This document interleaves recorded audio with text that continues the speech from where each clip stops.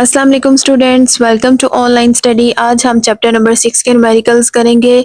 सबसे पहले 6.1 का डेटा नोट कर लेते हैं और साथ साथ उसकी स्टेटमेंट भी पढ़ लेते हैं। अ spring is stretched 20 millimetre by a load. तो यहाँ पर सबसे पहले मैं आपको डायग्राम से एक्सप्लेन करती हूँ कि हमारे पास एक स्प्रिंग है जिसकी लेंथ आपको यहाँ पर शो हो रही है, इतनी है।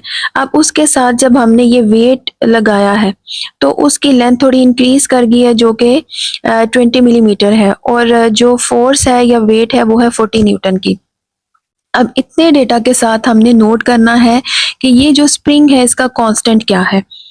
और सेकंड पार्ट ये है कि हमने अगर ये स्प्रिंग 20 मिलीमीटर की बजाय थोड़ा सा कम स्ट्रेच होता है 20 से, यानी 16 मिलीमीटर, तो उस वक्त हमने ये देखना है कि फोर्स कितना, यानी जो वेट है, जैसे यहाँ पर 40 है तो तब उसमें हमने देखना है अगर 16 मिलीमीटर स्ट्रेच होता है तो कितना वेट लटका होगा। पहला पार्ट हम इसका सॉल्व कर लेते हैं। डेटा नोट करते हैं। Force is equal to 40 newton और एक्सटेंशन 1, यानी कितना एक्सटेंड हुआ है हमारा स्प्रिंग, वो है 20 मिलीमीटर। अब 20 मिलीमीटर जो है उसको हम milli means 10 raise to the power -3, आपने मिली हटाया और 10 रेज टू द पावर -3 लिख लिया। या दूसरा मेथड जो है, जिसको जो इजी लगे वो वही कर सकता है।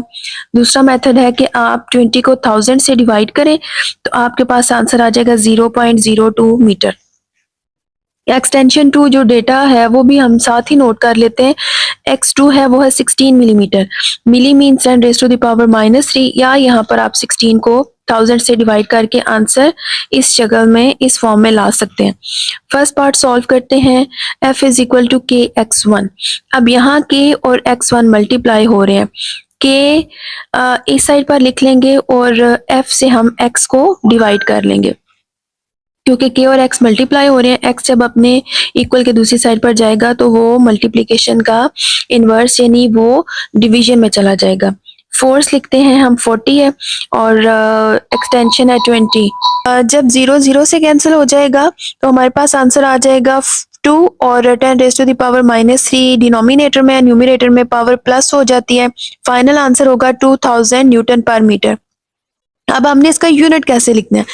यूनिट हमने लिखना है कि फोर्स का यूनिट है न्यूटन। फॉर एग्जांपल अगर आपको आंसर के टाइम पे यूनिट नहीं समझ आता तो आप फार्मूला में जो वैल्यूज हैं उनके यूनिट्स अगर आपको आते हैं तो आप अपने फाइनल आंसर में यूनिट्स लिख सकते हैं। फोर्स का यूनिट न्यूटन है और एक्स जो है ये उसकी लेंथ है, तो लेंथ का यूनिट मीटर होता है। तो हमारे पास फाइनल आंसर आएगा 2000 न्यूटन पर मीटर। सेकेंड पार्ट सॉल्व कर लेते हैं। What will be the weight. अब हमने देखना है कि अगर 16 मिलीमीटर एक्सटेंशन हो तो वेट कितना होगा। उसके लिए भी सेम फार्मूला हम यूज करेंगे। फोर्स और वेट दोनों इक्वल है। Same formula F is equal to k x2। F is equal to के का जो अभी हमारे पास ऊपर आंसर आया वो है 2000 न्यूटन पर मीटर। तो यहाँ पर हम के की वैल्यू 2000 पुट करेंगे और एक्सटेंशन है 16 into 10 raise to the power -3।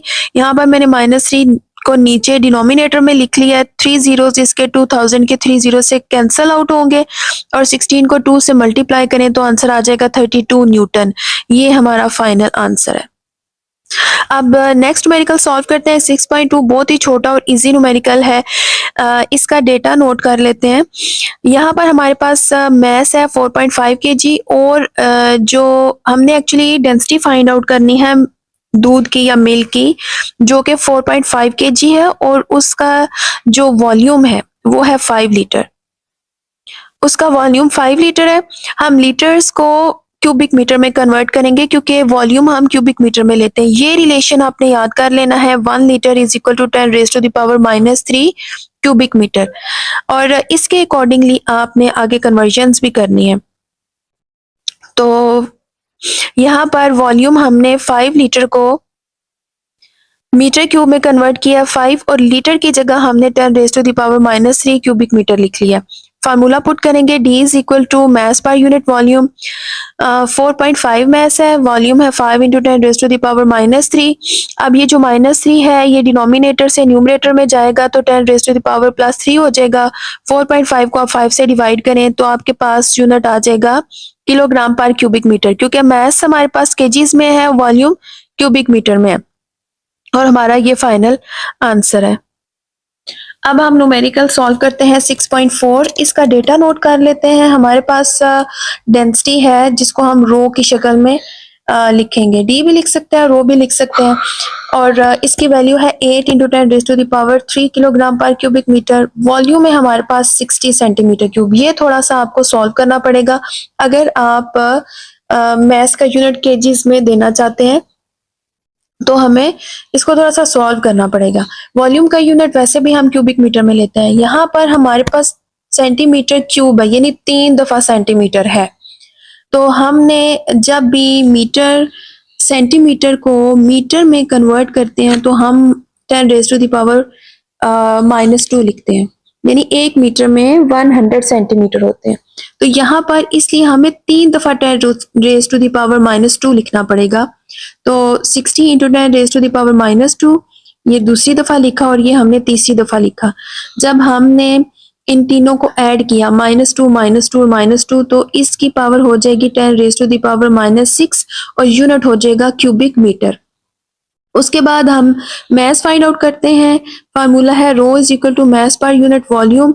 Mess के साथ वॉल्यूम इधर डिवाइड हो रहा है, रो के साथ मल्टीप्लाई हो जाएगा। m is equal to rho into v. अब रो की वैल्यू है 8 इंटू 10⁻3, 60 इंटू 10⁻6। 60 और 8 को मल्टीप्लाई करें तो आंसर आता है 480।